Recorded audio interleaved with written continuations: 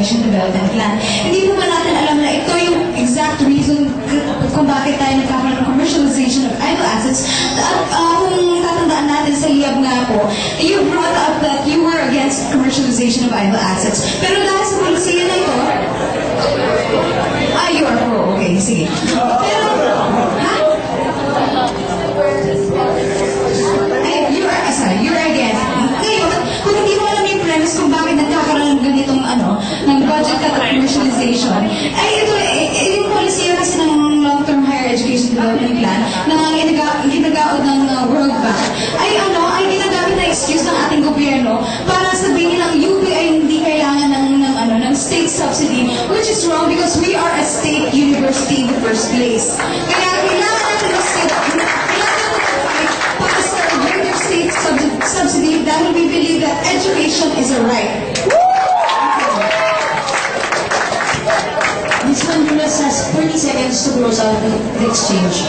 Linilawin ko lang po, hindi po kami, kailangan po may compromise sa aming pag-agree sa usage of idle assets. So, depende po yan if anong benefit ang makuha ng student and if makakatulong ito sa pag-aaral nila. So, natin as CMC as a whole. Okay, thank you very much. We will now entertain the third question from Isam.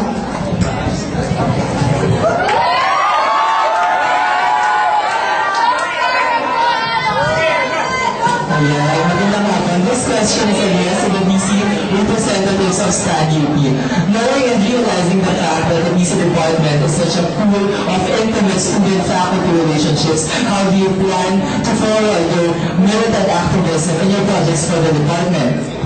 And with that, if you actually have a plan to do so, can you enumerate concrete ways in order to achieve this? Since may need na kayo magsabi na may konkretong plataforma. So, can you actually cite ways, cite concrete ways in order to, as we all know, realizing the nature of that, Evan actually cited a while ago. So, yeah.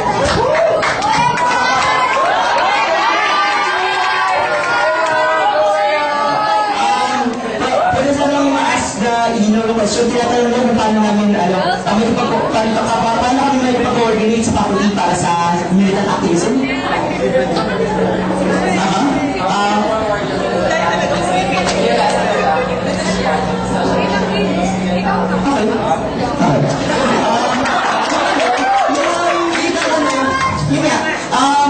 Kami sa Stand UP, hindi naman namin business na mamilit ng mga teacher, na magpalabas ng mga students sa mga classrooms nila, ganyan. At hindi naman layunin namin na i-enjoy ang faculty para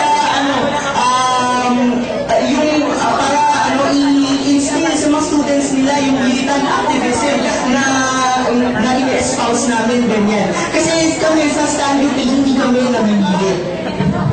At yung sinasabi mong intimate relationship, ang balak namin dito ay gawin mo lahat yung mga estudyante dahil hindi talaga kami namimilit. Choice na bawat estudyante, choice na bawat member ng Stand UP na sumama sa mga pagkilos dahil nakita nila yung pangangailangan. At kung nakita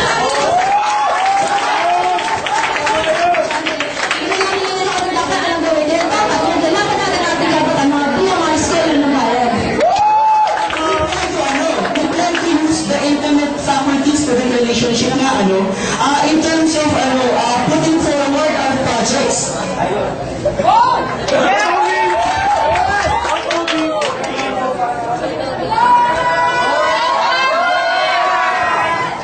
Yeah, check tayo doon sa ina-acknowledge na choice ng mga students na sumama sa pag-arali.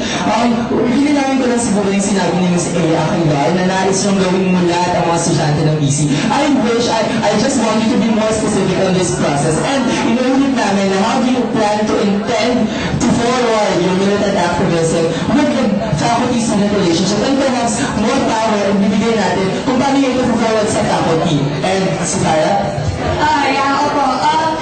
Dahil po sa sinabi niyo po, di ba? Nais natin ipakita kung paano, kung kaya yung makakubang humarap mismo sa ating VC chair at sabihin sa kanya, oy, yung lab fees natin, bakit ganyan? Kaya ba itong ibaba? Hindi ba kayo natatakot sa relasyon na maaaring mangyari sa atin sa ating relationship? Knowing that they are actually our advisors. So, because we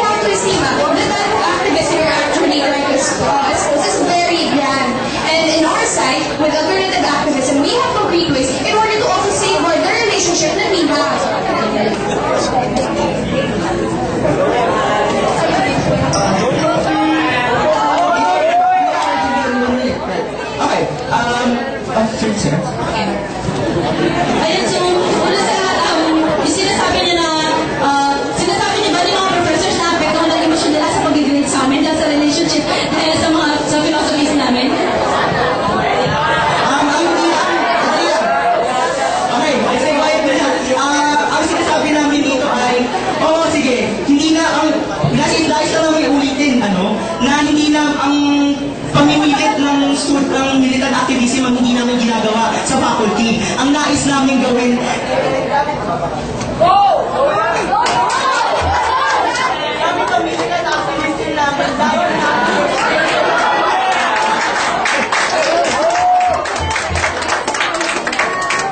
Okay, we'll now entertain the third question from Stand Up.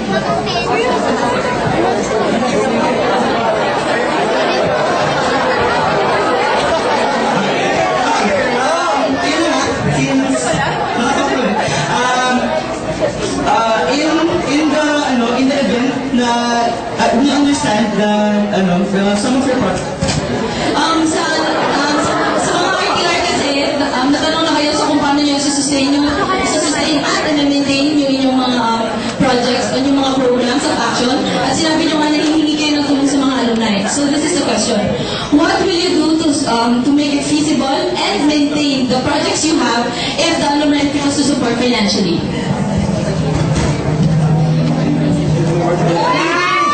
Hindi ko po yun, fail to support financially.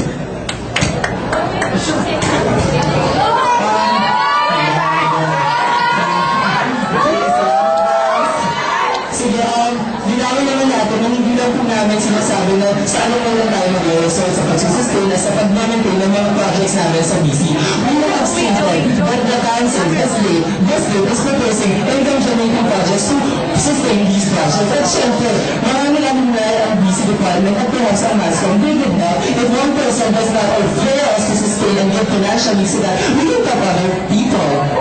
Yeah, again, to add to that, our projects actually won't cost many, they won't really cost a lot. We have the backdrop project, and this backdrop, it will work by the collaboration of many students. Tayo mga estudyante magtutulungan dito, hindi na rin kailangan magbigay ng malaking pera. At pagdating naman sa Bodega Bongga, very feasible itong project na to, dahil hindi naman din malaki ang gagastusin natin para dito. Yun nga lang po sa DZUP, dun po natin kailangan mag-focus sa kanya po, maglagay ng marketing. So with that, we are very confident and we can give our word that these projects we are proposing as a slate are very feasible.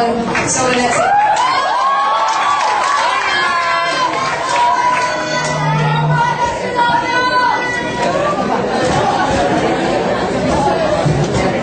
Sabi nga ni Emma na kung mag-fail na yung alumni na magbigay ng financial support para sa mga projects, they will help other people. I would like to ask Emma Manogit, kasi po yung mga persons na yun,